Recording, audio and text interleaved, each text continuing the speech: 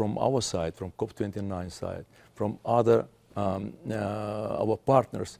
Now we need to call to the countries to action, to implementation.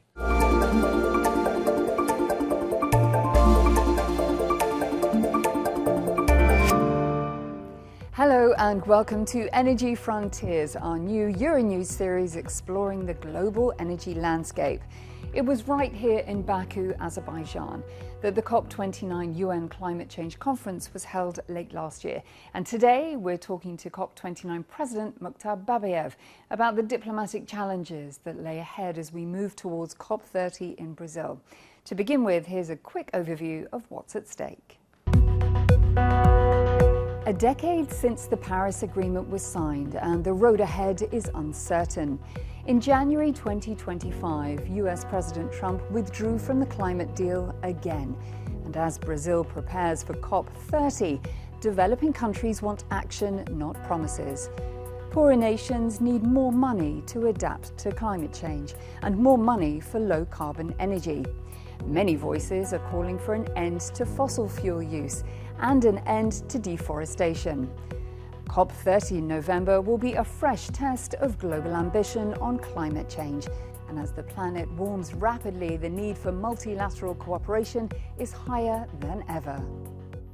I'm delighted to say that I'm joined in studio by Mukhtar Babayev, the president of COP29. Thank you so much for being here today. Thank you for the invitation. We've seen, of course, President Trump exit the US from the Paris Agreement again.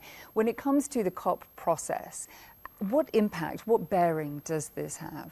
Our mission is to build the trust between the countries, between the parties, to be interconnector, to be the bridge between the countries. And in this case also we hope that the process, the climate process is multilateral process. We would like to see all countries to be to be the part of the discussions, of the negotiations, obligations, but to understand that each country possibly has own agenda.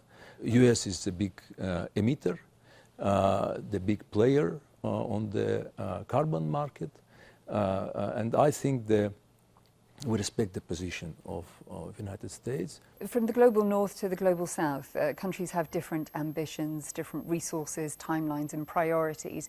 It's a fragmented landscape at present.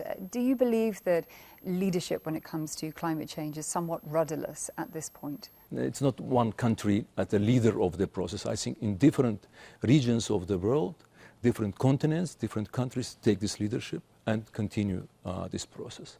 And we expected the continuation of the big interest of the renewable energy. Today is already visible. Today is already interesting for the private sector. We've got the US and other producers pumping more oil than ever before. When we look at the Paris Agreement, have we lost sight of our goals and ambitions? Today, more and more countries now invested to the green and alternative energy than to fossil fuel. And I think the process will continue. For example, in Azerbaijan, we, together with our partners, we investing a lot to the green transition. But, you know, the Azerbaijan is an oil and gas country. That's why I think the Paris Agreement is very good framework for the countries to cooperate and develop this energy transition in future. Famously at COP29 in your speech you said that the current policies are leading us down the road to ruin, and that certain countries who are suffering most at the hands of climate change needed less paperwork, less prayers, more compassion, more action. In terms of the unmissable opportunity that COP29 presented, what's been done since then? We agreed regarding the first time ever in UN system 300 billion of the contributions, agreed to the at least 300 billion dollars contributions to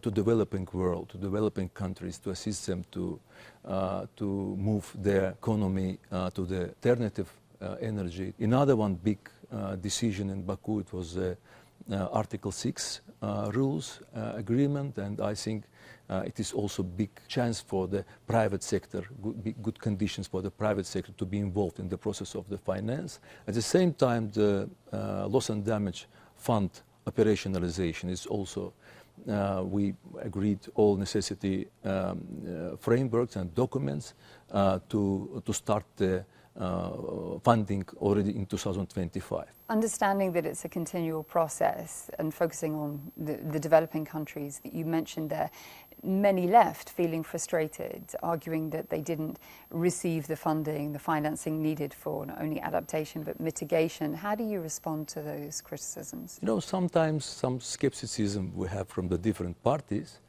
but I think it is again very important decision made in Baku at COP29 give us a good fundament for the countries to collaborate.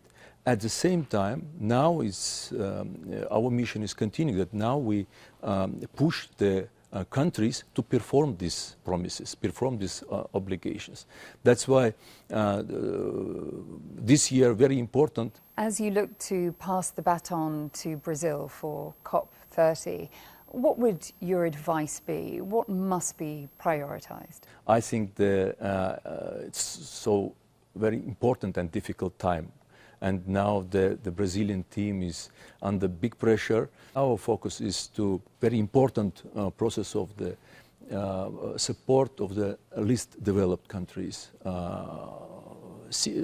small island development states and other developing countries, because now it's a time for the developed world, for the global north, to demonstrate this leadership and to provide necessity contributions. I fully agree with you, to demonstrate leadership, to provide the resources. But where is the accountability, not least for the promises made in Glasgow, in Dubai, in Baku, and through to Brazil? What mechanisms are in place to make sure that these things happen? I think the obligations of each country to perform the agreement, to perform the pledges, to perform the obligations. And I think now from our side, from COP29 side, from other our partners, now we need to call to the countries to action, to implementation. We hope that in Brazil we will have also good discussions, good outcomes, and we trying to support Brazilian team in all these preparations. We sadly have to leave our conversation there, but thank you so much for your time. Thank you too. Well, that's a wrap of this episode, but join me again next time on Energy Frontiers. Until then, take care and goodbye.